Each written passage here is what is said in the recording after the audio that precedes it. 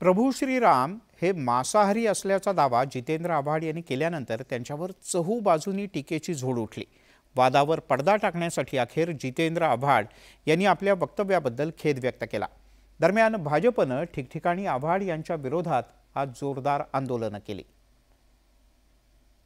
आधी वादग्रस्त वक्तव्य। रामाचा आदर्श राम हा शाकाहारी नव्हता, तो मांसाहारी होता। 14 वर्ष जंगलात राहणारा माणूस कुठे जाणार ते शाकाहारी शोधायला। त्यानंतर स्पष्टीकरण। आता वाल्मिकी रामायणामध्ये जर काही लिहिलं असेल तर त्याच्यावरती कोणाचा आक्षेप असेल का, तर त्यांनी ते सांगावं। मग खेद।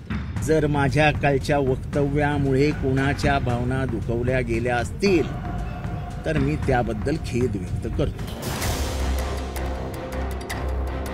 शिर्डीतल्या पक्षाच्या शिबिरात राष्ट्रवादी काँग्रेसचे नेते जितेंद्र आव्हाड यांनी प्रभू रामाविषयी केलेल्या या वक्तव्यामुळे एकच खळबळ उडाली। शिकार करून खाणारा राम तो आमच्या बहुजनांचा।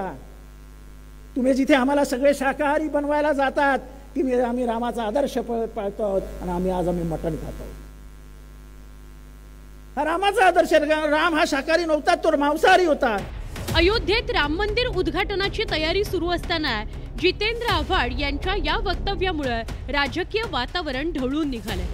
भाजपसह विविध हिंदुत्ववादी संघटनांनी जितेंद्र आव्हाडांविरोधात ठिकठिकाणी आंदोलनं केली। लोकांमध्ये तेढ निर्माण करायचा, दोन जाती धर्मांमध्ये विद्वेष निर्माण करायचा हा त्यांचा प्रयत्न आहे। आता त्याच्याकडे काय राहिल्याने नाही म्हणून ते ह्या पातळीवर आलेला आहे। मी सार्वजनिक रूपाने या निषेध करतो। देव हा देव असतो, तो काय आहार घेतो हे महत्त्वाचं नसतं। तुमच्या दृष्टीने तुमचे जे देव असतील त्यांच्याबद्दल तुम्ही आदर बाळगा, आमच्या देवाबद्दल आम्ही आदर बाळगू। शेवटी ही भूमी ही साधू संतांची भूमी आहे, देवतांची भूमी आहे। सत्ताधारी भाजप शिवसेनेनं जितेंद्र आव्हाडांवर टीकेची राळ उडवली। दरम्यान आपल्या वक्तव्याला वाल्मिकी रामायणाचा आधार असल्याचा दावा आव्हाड यांनी केला। त्याच्यातलं अयोध्या खंडातलं सर्ग 22, 52 आणि श्लोक 10, श्लोक 102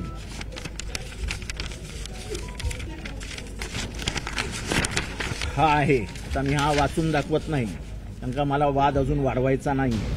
तर वाढत्या वादाच्या पार्श्वभूमीवर अखेर जितेंद्र आव्हाड यांनी एक पाऊल मागे घेत वादावर पडदा टाकण्याचा प्रयत्न केला। आजकाल अभ्यासाला महत्व नाही तर भावनांना महत्व आहे आणि त्याच्यावरती मी एवढंच बोलीन की जर माझ्या कालच्या वक्तव्यामुळे कोणाच्या भावना दुखवल्या गेल्या असतील तर मी त्याबद्दल खेद व्यक्त करतो। रामावरून राजकीय वाद होण्याची ही काही पहिलीच वेळ नाही। यापूर्वीही अनेक वेळा राजकीय वाद रंगल्याचं बघायला मिळालंय। पण ऐन राम मंदिर उद्घाटनाच्या तोंडावर जितेंद्र आव्हाडांनी नकळत हे वक्तव्य केलंय की जाणीवपूर्वक त्यांनी हा वाद ओढावून घेतलाय, याविषयी राजकीय वर्तुळात चर्चा रंगली आहे। Bureau report, news 18 Lokmat.